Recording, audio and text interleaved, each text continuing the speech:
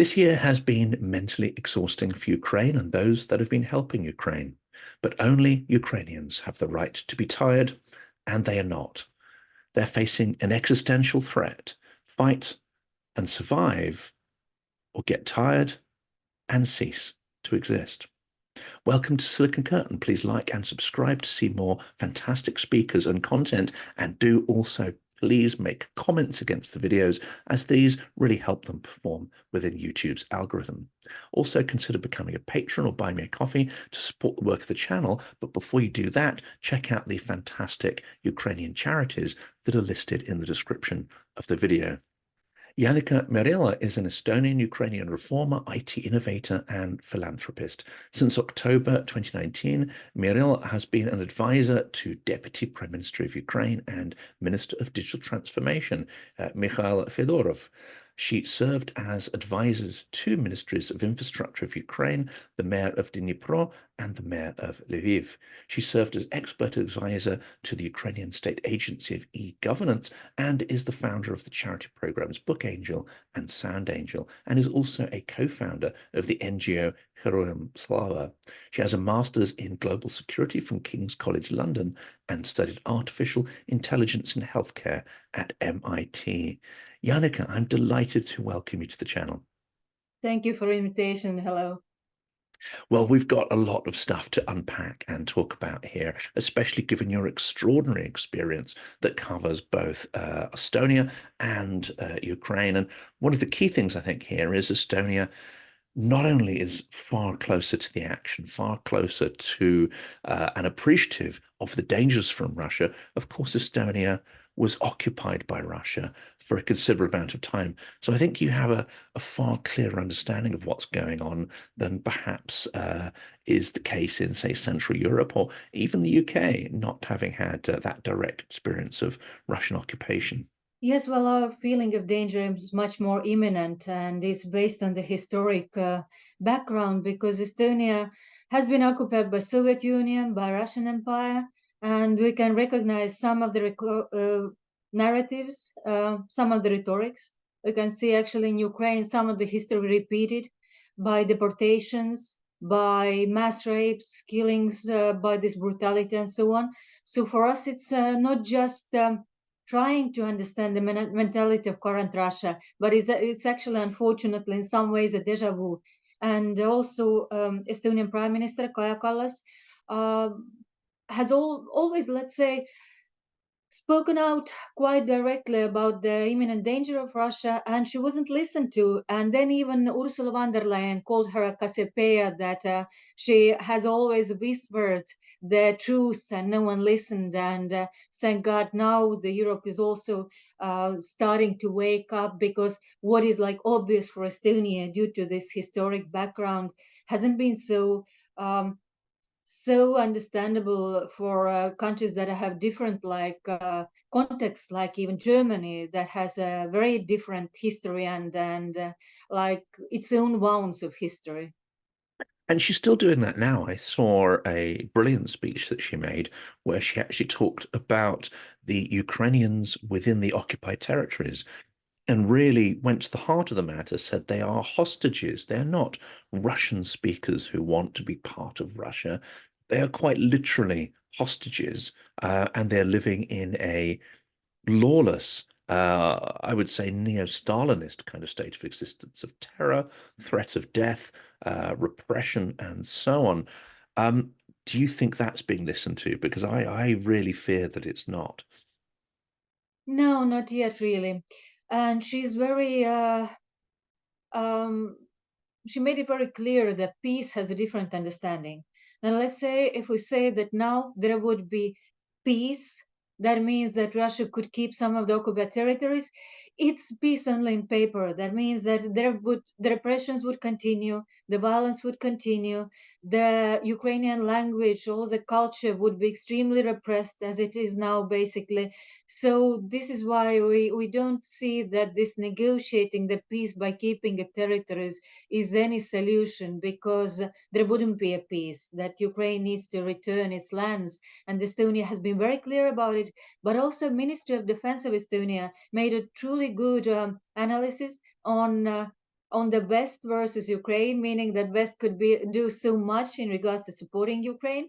And it was very detailed analysis. And for example, it pointed out that now the Russian defense budget is approximately $100 billion versus the Ramstein budget is $1.3 trillion.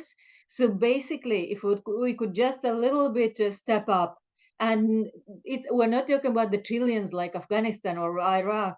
We're talking about basically 100, 200 million billions that wouldn't even kind of matter so much for the countries, but that would make a huge difference in regards to security structure of Europe, not only Ukraine, that we should like stand up and do our best. That because now when we say that the West is tired from what? It's like someone is running a marathon and you're giving him a water and saying, oh, I feel so tired of standing, and just handing over a water. So Ukraine could be tired, and thanks God it's not yet. And of course, the case is not necessarily being made forcefully to our electorates as why that is so important. So, of course, when they're then, confronted with news stories about this, they don't perhaps understand the full importance of doing this. That perhaps betrays a certain weakness or a certain lack of courage by leaders. But one of the other things that I think maybe need to explain is that it's not the case that all the weaponry that's provided needs to be brand new, or you need brand new factories. I mean, that's probably quite important for the 155mm shells. But something like the ATACMS, there are many thousands and thousands of these missiles in storage, not being used. And some of them are reaching their expiry dates. So this has been going around recently. It's going to cost a fortune to decommission them. And they're sitting there. And we've seen that when Ukraine has a small number of them, they achieve extraordinary successes with a limited amount of munitions.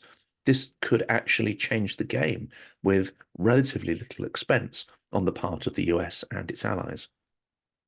Yes, and also Abrams, Ukraine received just tens of them, while there are thousands of them. Also, F-16 fighters, Ukraine hasn't really received them yet, although there are again thousands of them. And Europe is transferring to F-35 and so on. So basically, the warehouses are like full of them. The desert is full of the planes that are not used or tanks that are not used. So I would say it's rather political will. There are the weapons. They just have to be delivered to Ukraine.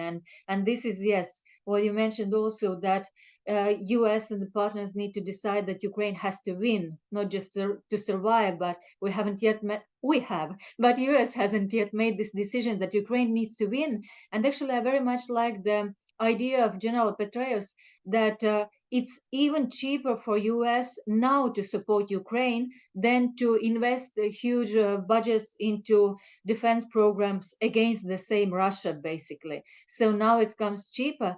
Plus, what said John Kirby is still 90% of the budget is not going to Ukraine. It's not transferred as money. It's used to produce US weapons, which means the jobs in US and the money stays in the US. And those figures now are shared amongst, I would say, the Ukrainian bubble, but this message is not getting out more widely. You write a fantastic newsletter. We'll put the link in there in the description of the video. And a lot of the questions are going to relate to 2023 and the sort of, I won't say the highlights, but some of the key events that have happened through 2023. But let's stick with this theme on political will just before we get into that. It seems to me, and from conversations I've overheard with, when I was in Paris, and other things people are telling me, what they hear in the US and so on, and that is that it's becoming clearer and clearer that the US and potentially Berlin as well, I think Paris quite possibly part of this. I don't think Britain is. I don't think we really care whether Russia collapses or not. If we had the resources, we provide it, and we wouldn't really mind too much.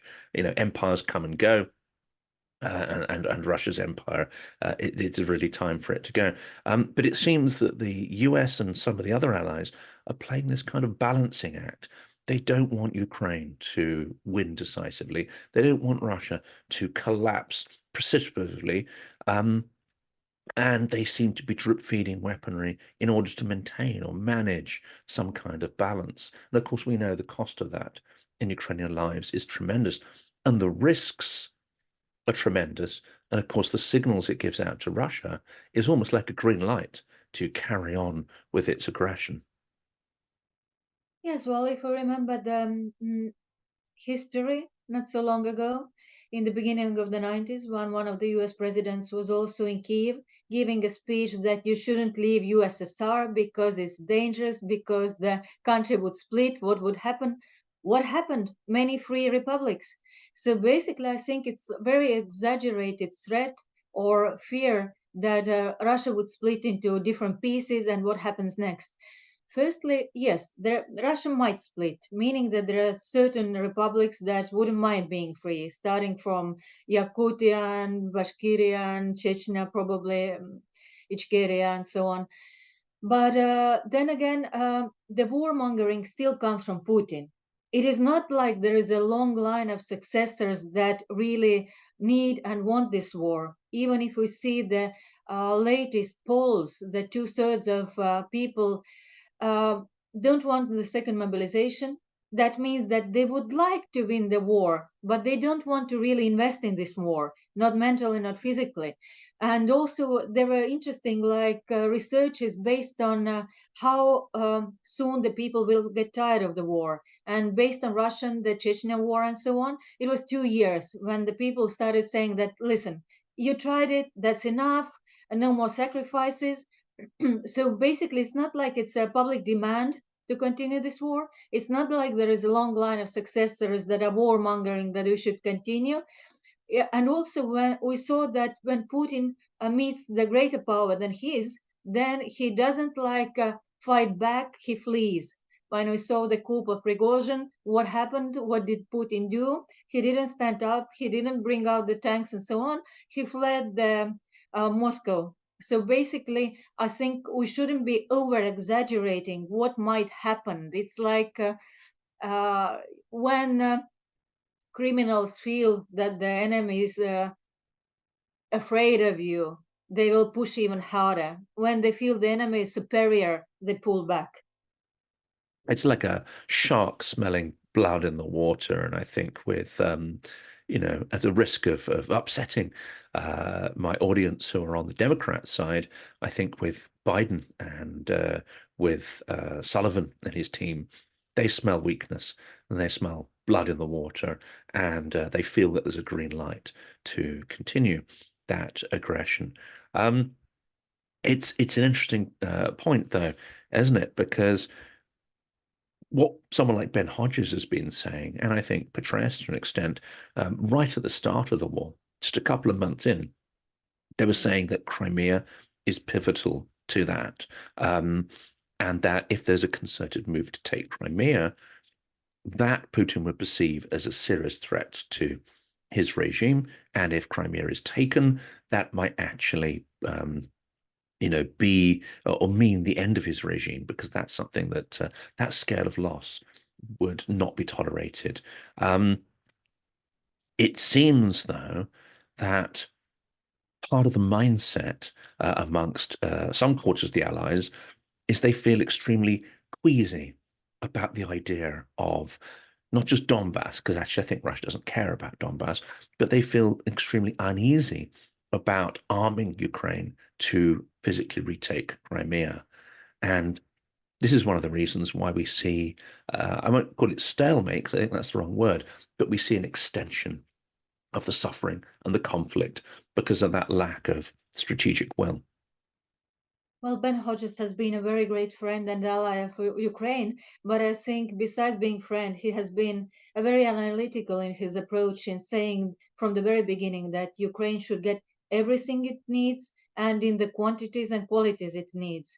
Basically, when he also said last year that the war could be over by the summer, he meant that if everyone would give maximum and everything and anything, it could have been over by the summer. And the history doesn't like this could haves or should haves, but still, the Russia one time While we were hesitating, it dug deeper, it mined all the fields, it built the defense lines, the barricades, and so on. So we lost a lot of time that we have to make up now. So basically, undecisiveness and still means that we're losing the times and territories and minds, and it would be so much easier is a bad word when I talk about the war, but much faster end if we would just go a little bit more all in, not even all in. It's a small fracture of what Ukraine needs, but to stop like dosing it, take a little bit more, because Russia is using all this time to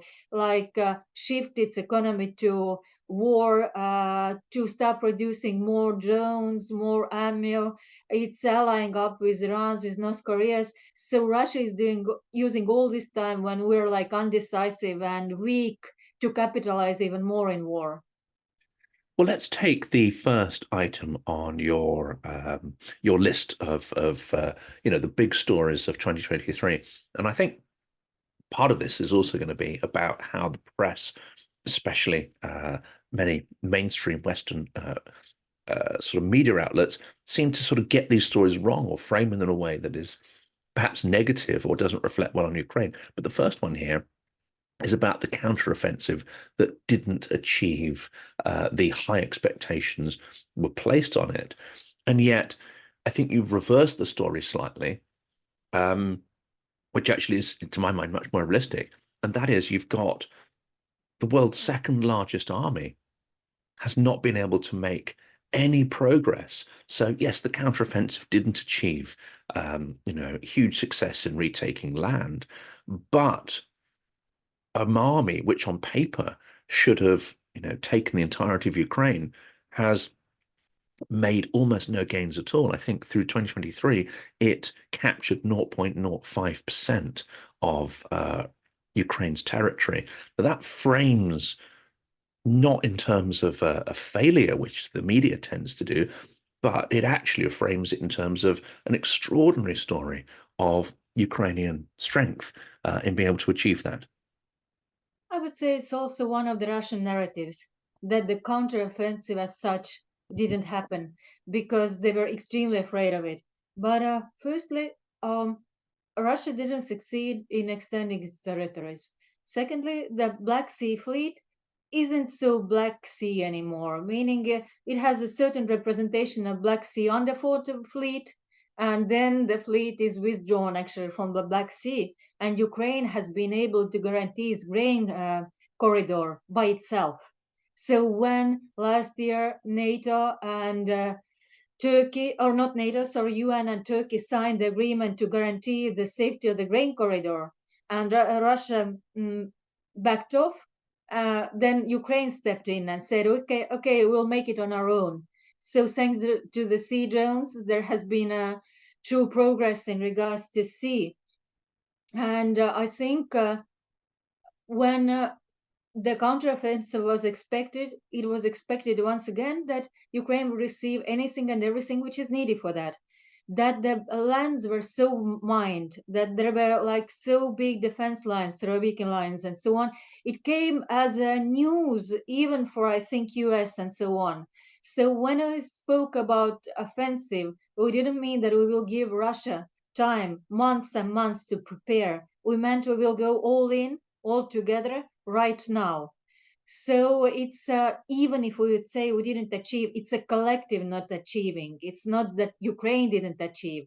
Maybe Ukraine would have achieved if it would have had everything it needed, but still, basically, partially sinking and partially destroying and making Russian Black Sea fleet to back off from the Black Sea. It's a huge achievement, and not allowing Russia to take any more control, it is as well a huge achievement, seeing that before Russia was, yes, considered to be the second greatest, and Ukraine wasn't even in top 10. So I would see it in perspective, as well as there is kind of certain idea that Russia will win more from prolonging the war. I think on the opposite. When we see the economy, Russian economy, we see that the buffer is decreasing, the buffer in regards to money, assets, and so on. We see that the society is also getting tired. We see that the mobilization is really unpopular, and we see that the EU and US are actually increasing its production volumes in regards to all what is needed, the shells, 155 millimeter shells, the drones, and so on. So I say, unfortunately, it's very hard for Ukraine to mobilize more resources and so on. But if the West keeps on doing what it's doing and increase the volumes, I would say in the long run, still we're stronger. And Ukraine does seem to be clever in innovating and adapting its strategy. So at the moment, and it's been said that perhaps this is taking place a little late, but Ukraine, I think, has realized that the scale of US assistance is not going to be there, and the right munitions are potentially not going to be provided at all. So they're moving to a defensive strategy. And this is quite important. The point you made there, isn't it? Is that if Ukraine is on the offensive, then the attrition rate starts to go, it starts to at least, it's still, the attrition rate is higher on the Russian side, the Ukrainian side, but that number starts to drop down to the point where it becomes quite dangerous for Ukraine. Whereas if Ukraine moves into a defensive mode with, let's say, large-scale drones and sophisticated kind of frontline communications, which they have, the ratio goes back in their favor with much higher Russian losses because the lack of training, coordination, logistics on the Russian side. So Ukraine, I think, sensibly is saying, okay, well, we're not going to get the offensive weaponry we need, but we will continue to get the defensive weaponry. Well, if we sit it out, this is not going to be in the favor of Russia over a period of time. And it might take 6, 9, 12 months, might even take 2 years. But that defensive strategy is going to wear Russia out faster than Ukraine. But again, that is not reflected in the Western media, is it? The Russian alternative narrative to that is the one that seems to be most prominent.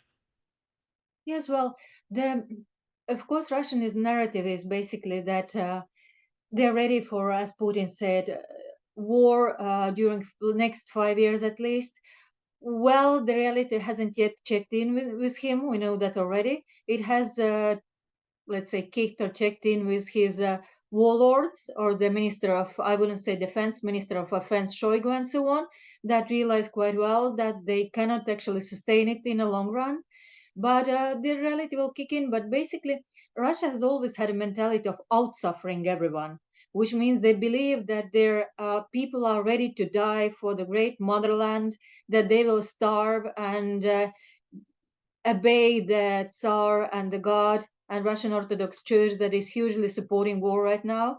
But then again, I think this is not the case, meaning that if the war would be longer, if Ukraine would really go in defensive from offensive, yes, if it would decrease the losses, increase its supplies, its weaponry, more clever weapons, more drones, more war on Russian territory, which means more realization for Russian people that the war has been extending and you cannot just like pretend that it's not there, then Russia wouldn't be able to outsuffer this war. This is a different war, and collectively we're quite clever. We just need sometimes a kick. And actually, I like what Churchill said that US will always do finally the right thing, but it just takes time.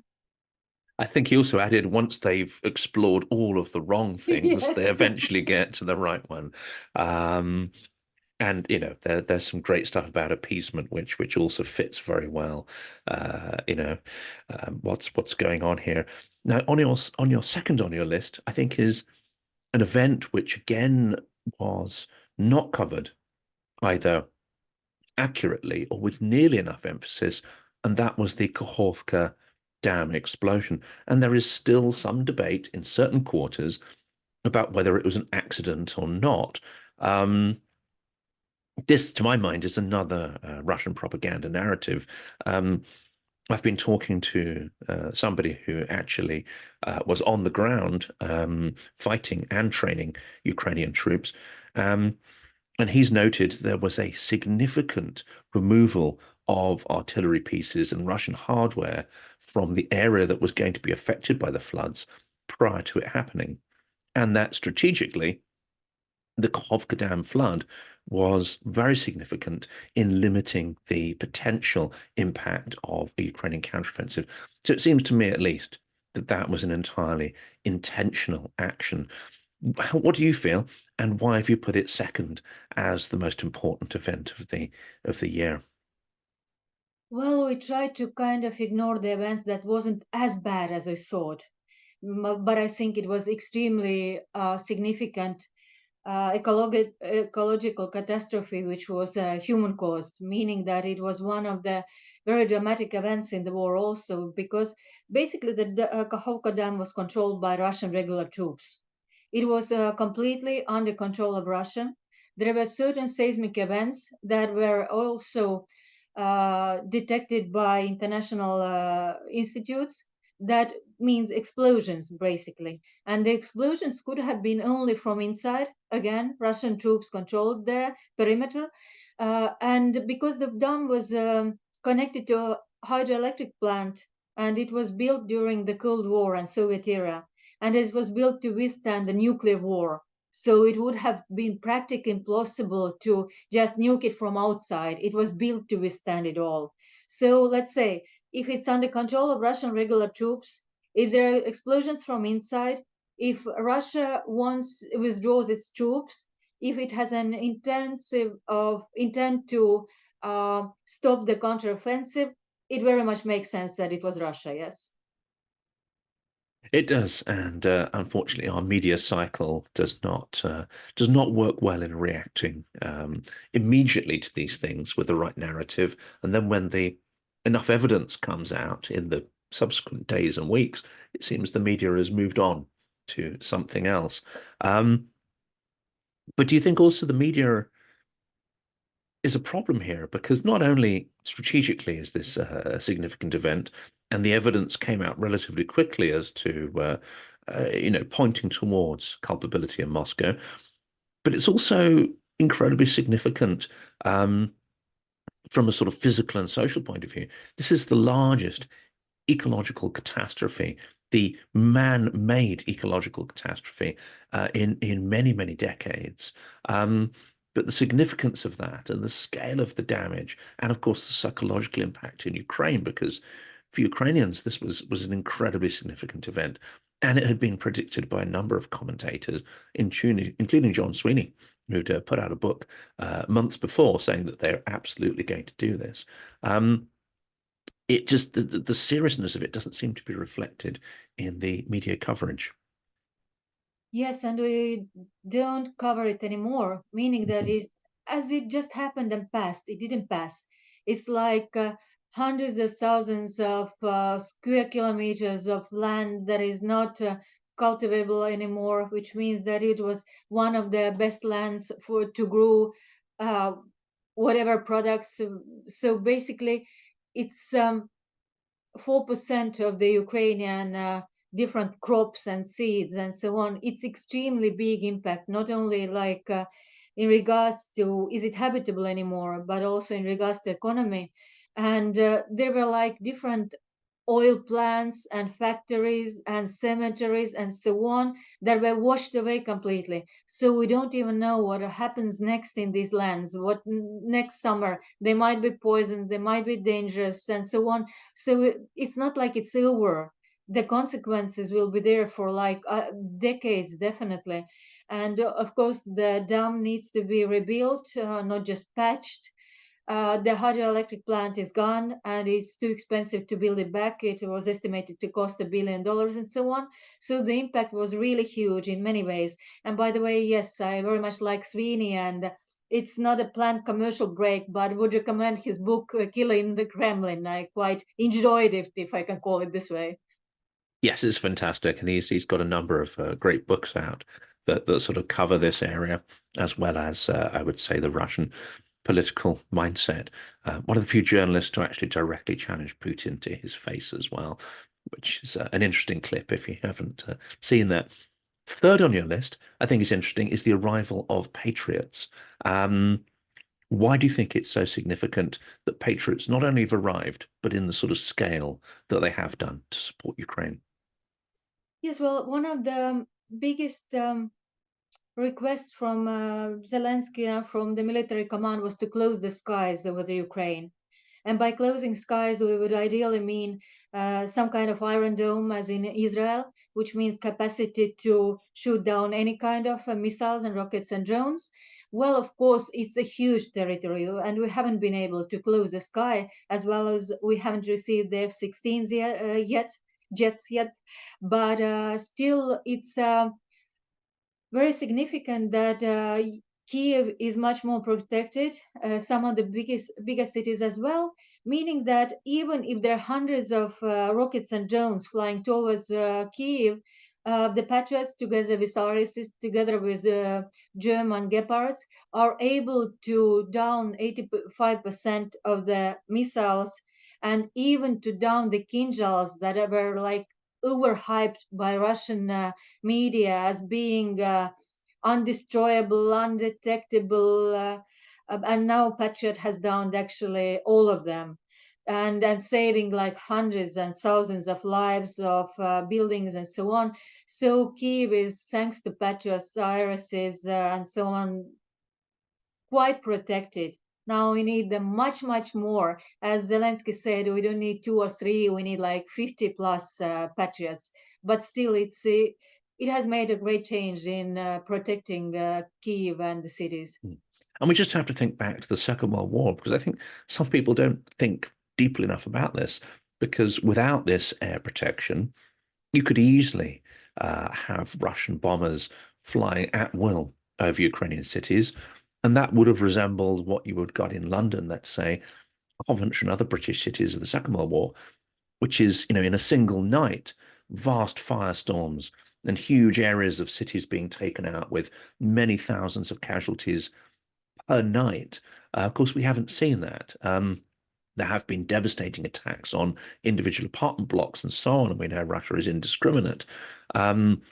But as you say, I mean, the casualty rate and the destruction would have been far higher without this.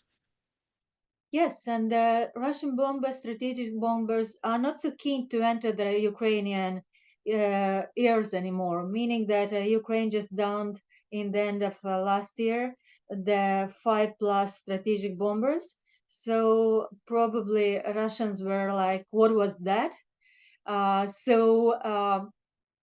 Let's keep them guessing. But what is also important that besides the Patriots, like air defense, we still need the F-16s, because if you remember in the beginning of the last year, when everyone was talking about the successful counteroffensive, many like generals and good strategists mentioned that U.S. hasn't had any successful or any kind of offensive without the air superiority.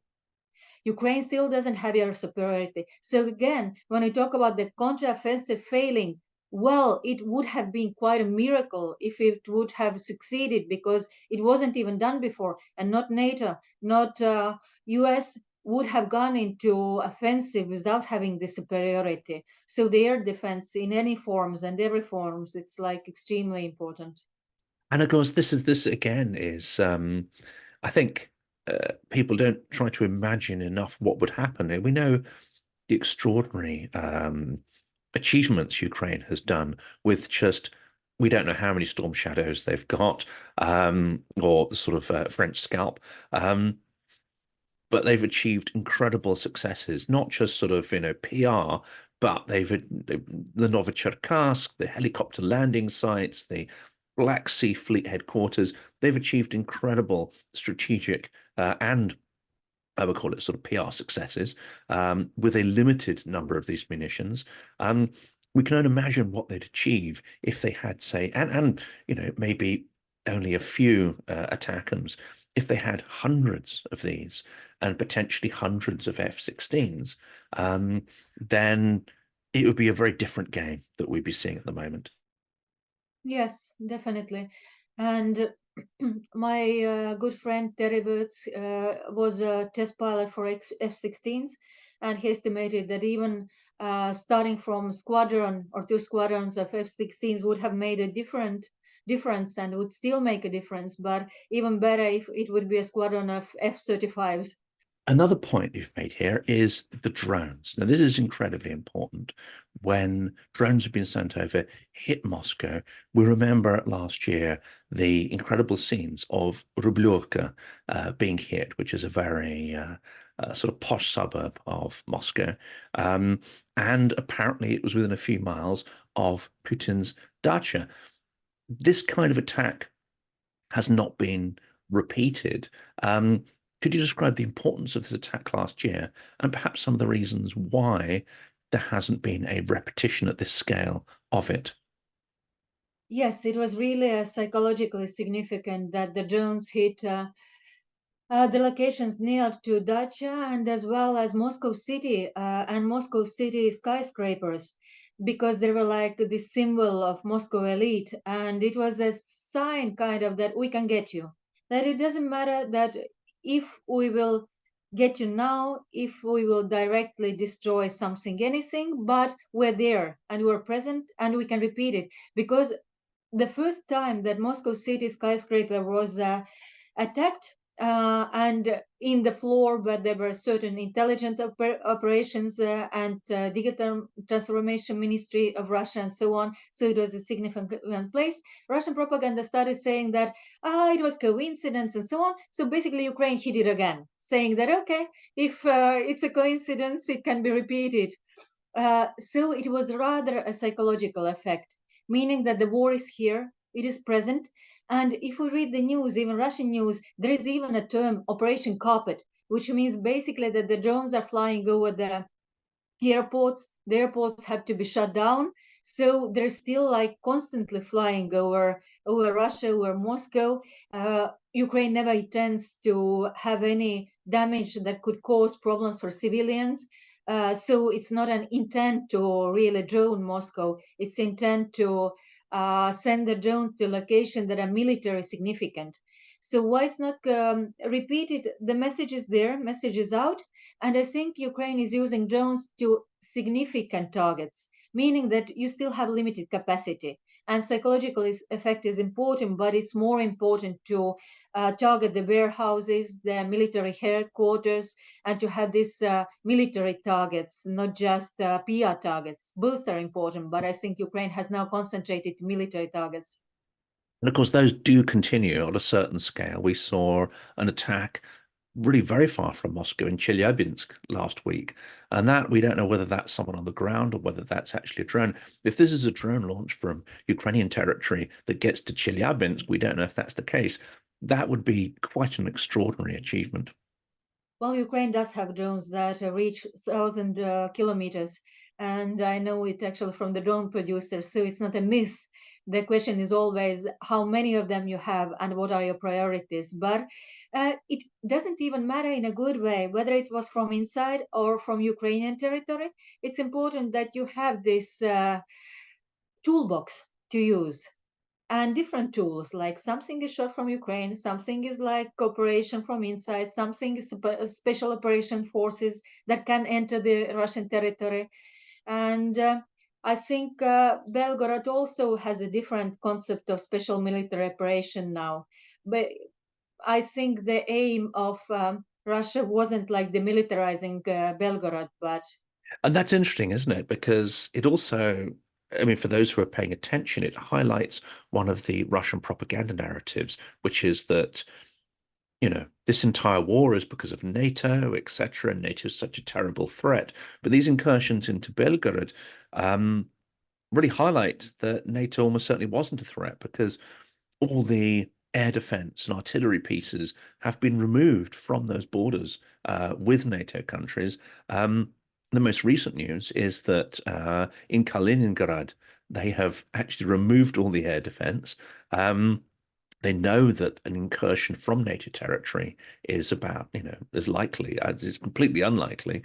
And these incursions into Belgorod show that actually there's almost no sort of military fortifications or defense there, which, you know, that reality shows they don't really think NATO's a threat.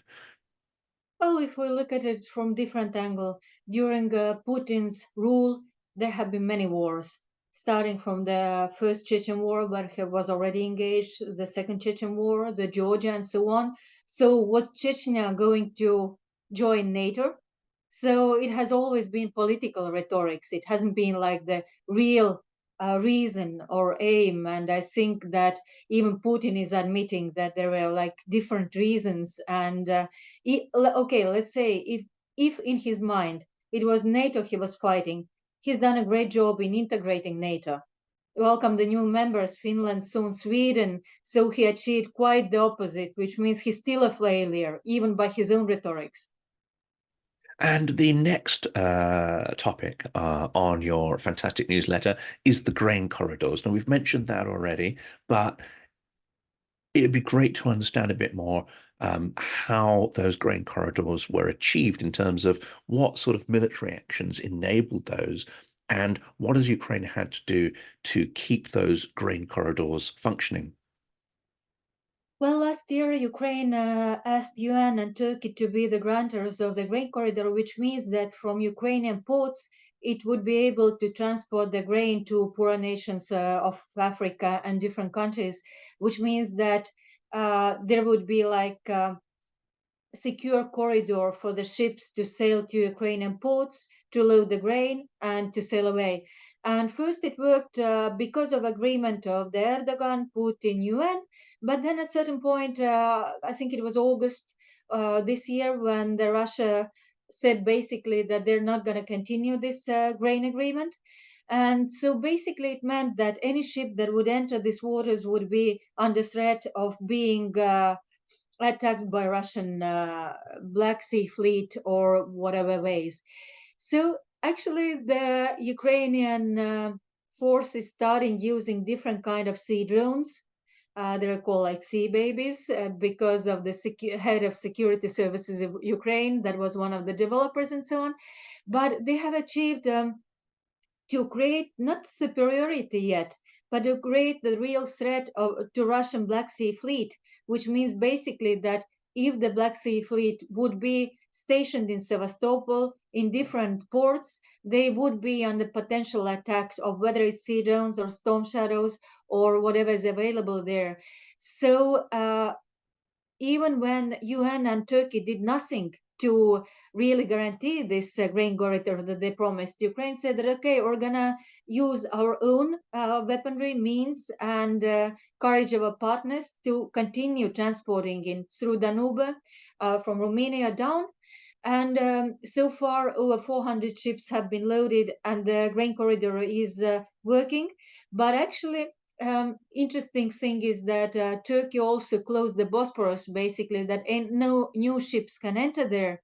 And also a few days ago, the UK minesweepers wanted to enter, and Turkey didn't allow even the minesweepers to enter.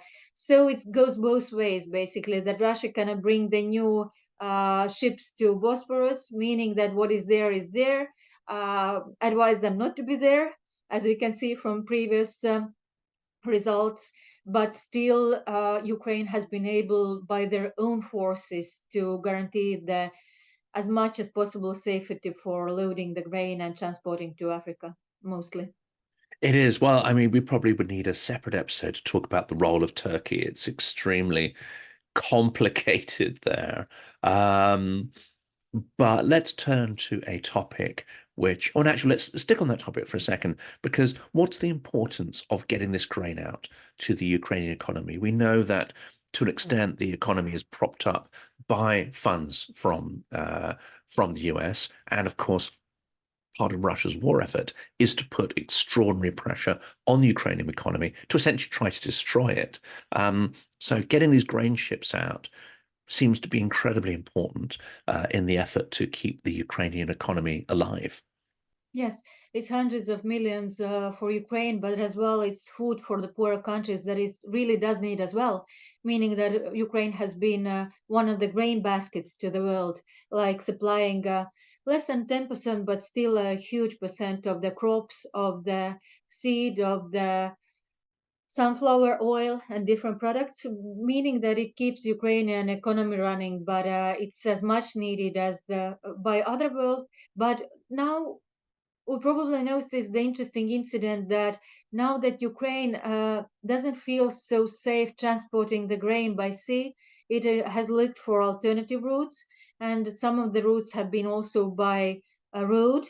And we witnessed, like for 2 months, the blockade of Polish farmers of the whole border crossing points because Ukraine tried to transport its grain also through the land, and it has caused like a great chaos that the Polish farmers have started protesting that Ukraine is transporting it, and as well as it has stopped basically all the humanitarian transport through Poland as well. So basically, it's an interesting thing how one route, when it's like affected, has an impact of so many other processes. And yes.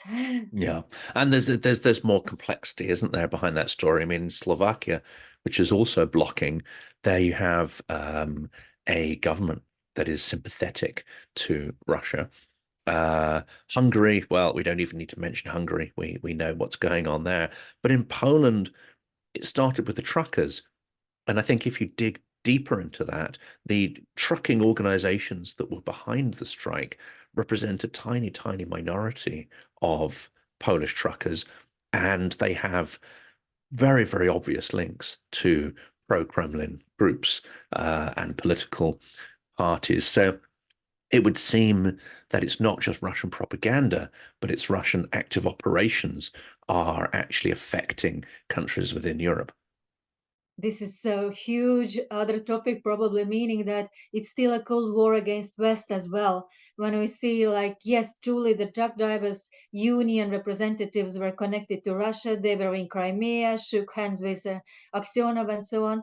But as well, for example, in Baltic Sea, the sea cable was cut by a Chinese boat, new polar bear that was basically supported by Russian boat belonging to Energoatom. It had also Russian ties.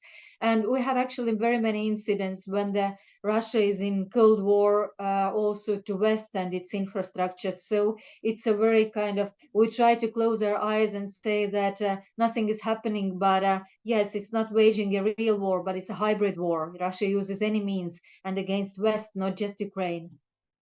And another area where, again, the media coverage, I think, has not reflected the sheer horror of Russia's actions. And indeed, Russia has not been declared a terrorist entity by the US yet, although I believe NATO and the EU have, because there is significant implications. And this is the abduction of many tens, if not hundreds of thousands of children from Ukraine to the territory of Russia. It is absolutely explicit that this is classed as a war crime. It is a genocidal action. Again, it fits that legal description, and yet the media seems to really pull back from actually calling it what it is. Could you describe why this is on your list of the most important actions that happened last year? It's definitely one of the most important because Russia has said that they have deported over 700,000 children from Ukraine. Over 700 children. We hope it's less, but by less, I still mean hundreds of thousands of children. We're working with the Commissioner of Human Rights of Ukraine, Mykhaylo, in locating these children and bringing them back as much as possible, but Russia doesn't give them out. So basically, if Russia has by different means transported to Russia and is keeping in Russia hundreds of thousands of Ukrainian children and is raising them to be proper Russians, which means basically they're repressing the Ukrainian language. They're using psychological and physical violence against these children for them not to be Ukrainians. It is a genocide, really. And it, again, we can see the historic roots when also from Baltics, from Poland, hundreds of thousands in total were also deported to Siberia, quite often to the same locations than now. So yes, this is the only war crime that Putin has been accused of, because even Putin admitted that yes, he's deporting children and basically well done, but it causes like extreme psychological and unfortunately physical damage to the children that are deported, and Russia is not giving them out. We have our organization Herojam Slava that has located thousands of children, and Russia just doesn't give them out, saying that. Saying nothing basically. So it is definitely a war crime, and it's definitely a genocide because it's targeted towards killing Ukrainian nation as such, culture, religion, and children are the future. So it's definitely one of the most significant events that is ongoing. And I think here the international pressure could really, really help to bring these children back, because time is not on our side. When the children that are, let's say, 6 years, 8 years old, even less, they're deported and they're brainwashed and they're hidden and their passports are changed and they change, it's very hard to locate them later and to bring them back. So the time is critical, and as much pressure as possible would be really appreciated. And with many crimes, whether they're premeditated or happen in the moment, significantly affects the importance that's placed on them. Do you believe that this abduction at this scale is a premeditated act that was actually planned prior to the full-scale invasion? I think Putin really planned a short blitzkrieg, meaning that he hadn't like a plan that now we should stay here for 2 years and deport all the children.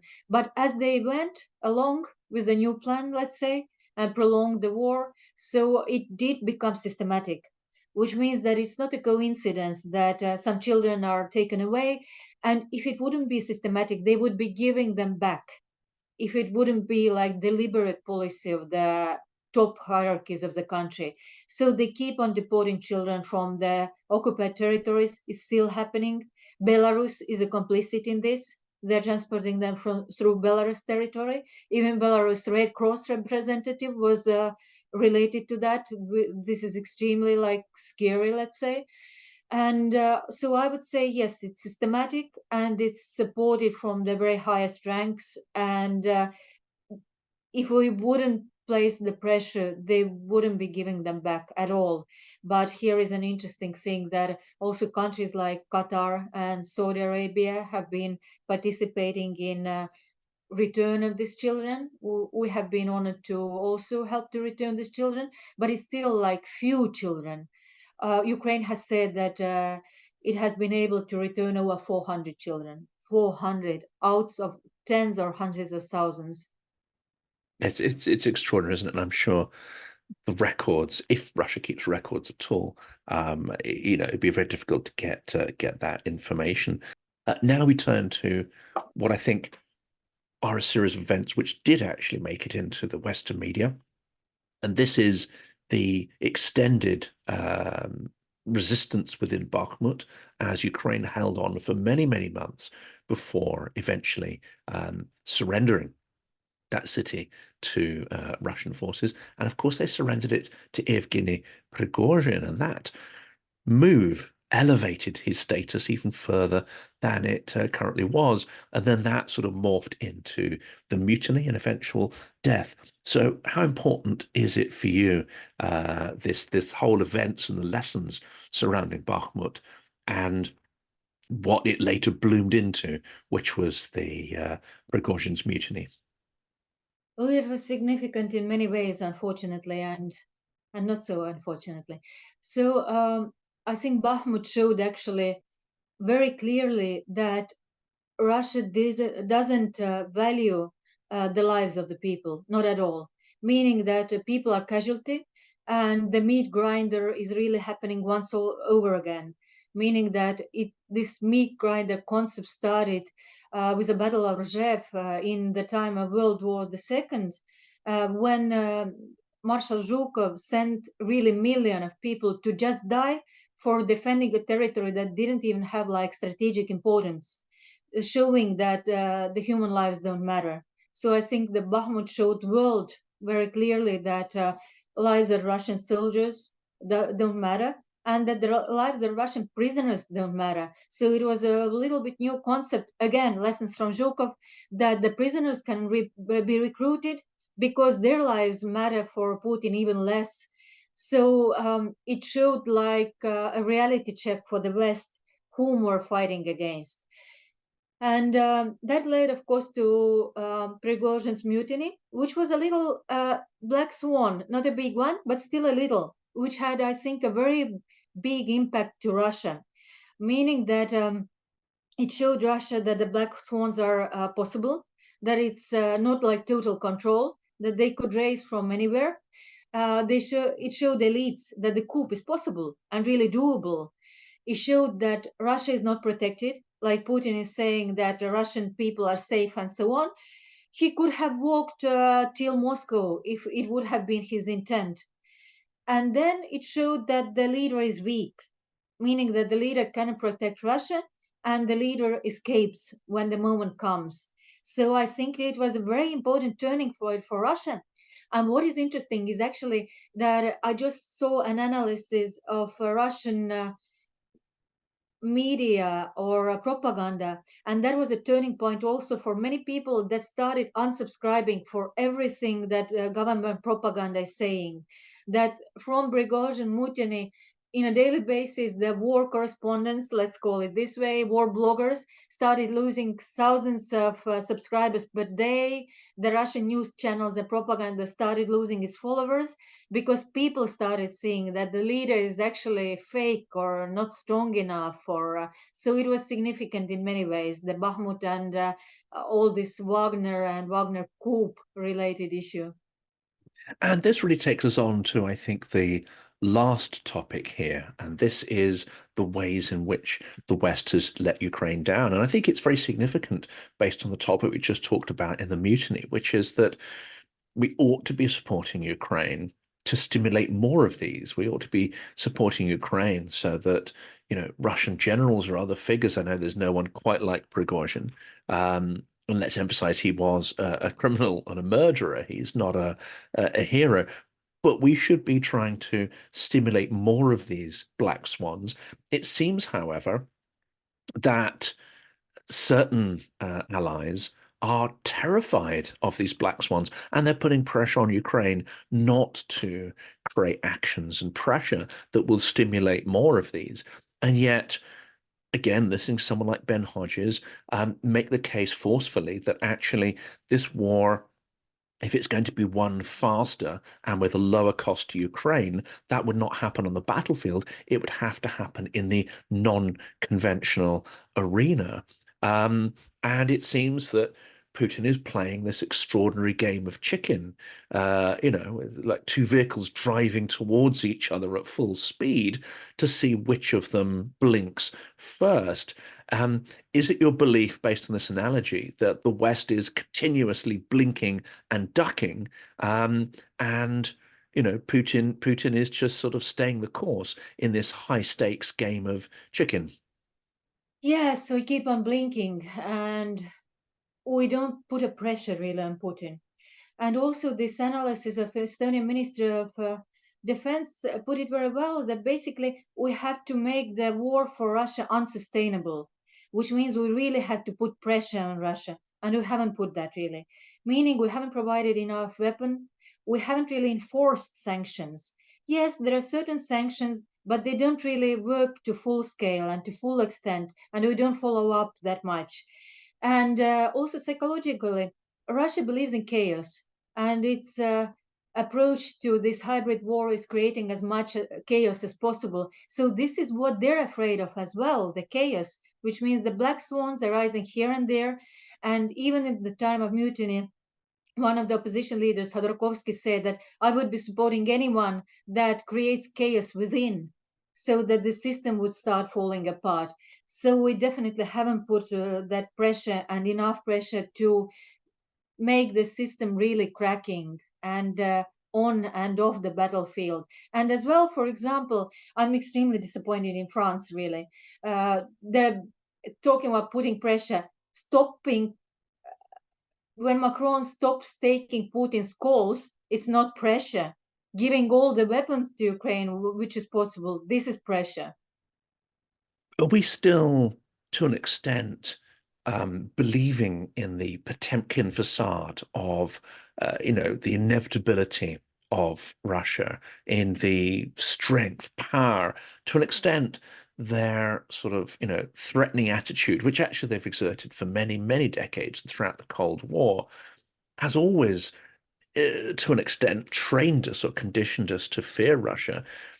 Are we still in that kind of mindset? Because it seems to me that when you look beneath that surface, Russia is extremely brittle, extremely fragile, and actually it would not take a huge amount of pressure for it to actually crumble. And I don't know what you feel, but I feel we may be actually quite close to that point, but we keep pulling our punches and holding back from delivering the sort of decisive blow. I extremely much agree with you.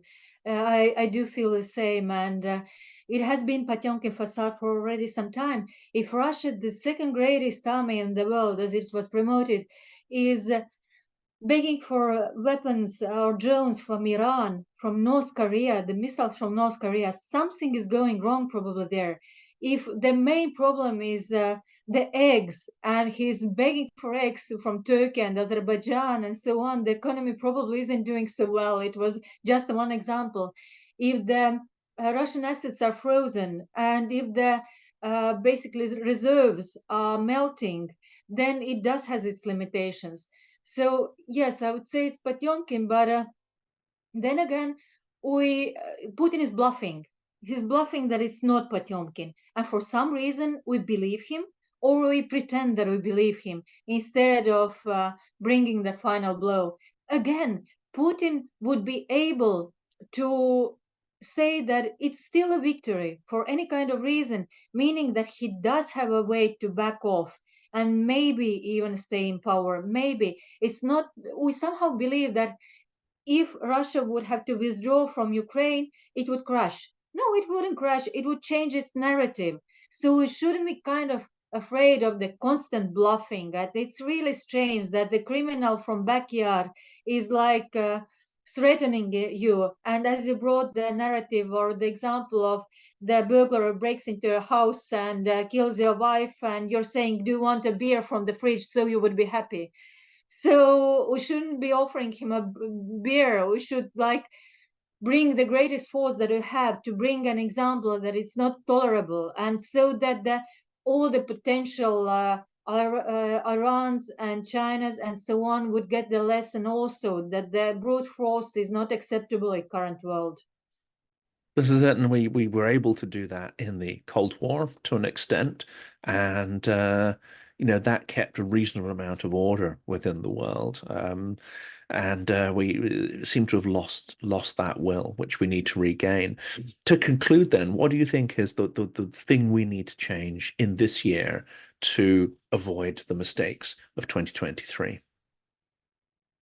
Well, we need to say, for example, that we need Ukraine to win, not to keep on suffering and not losing, and not just say, but basically to believe in it and to start acting accordingly. If even all the European countries would invest like 0.5, 0.2% of their defense budget, it would be enough. So basically, to champ up, to start providing new ranges of weapons that Ukraine needs, starting from Taurus from Germany, ending up with ATACMS, of course, but also actually to put more pressure on the companies that are feeding Russia. Meaning, for example, so many Western companies are still active in Russia. They're gaining like hundreds of millions of profits from Russia, like PepsiCo, like Nestle, like Mars, and they're paying it as taxes to Russian budget. The conscripts are coming from their companies, they're employing them. So also putting a pressure on the Western companies to say that it's enough, you're basically feeding a terrorist, and to basically stop any and every trade with Russia, what is possible, plus to enforce the sanctions. That's incredibly important. And P&G, Unilever are two others, but there's a huge list of those companies that are still have entities working within Russia and contributing to Russia's death machine. Jaanika, I'm absolutely privileged to have been able to speak to you and to be able to go through what I think as well are some of the most important events of the last year. Hopefully the lessons of those will be learned. I strongly encourage people to follow you on LinkedIn and your newsletter, where you put incredible sort of insights there, and indeed follow anybody from the Baltics who really have a much better understanding of what's going on than perhaps more of the Central European politicians do, simply because of their direct experience of being occupied by the Soviet Union and, of course, physical proximity to the risk as well from Russia. Thank you so much for everything you do. Yes, thank you. And let us not get tired. Ukraine is not tired. We shouldn't definitely be, because there is still a light in the end of the tunnel, but we can speed our train up to read this light. So thank you for doing your great work. Your channel is absolutely amazing. Thank you, and Slava Ukraini. Herojam Slava.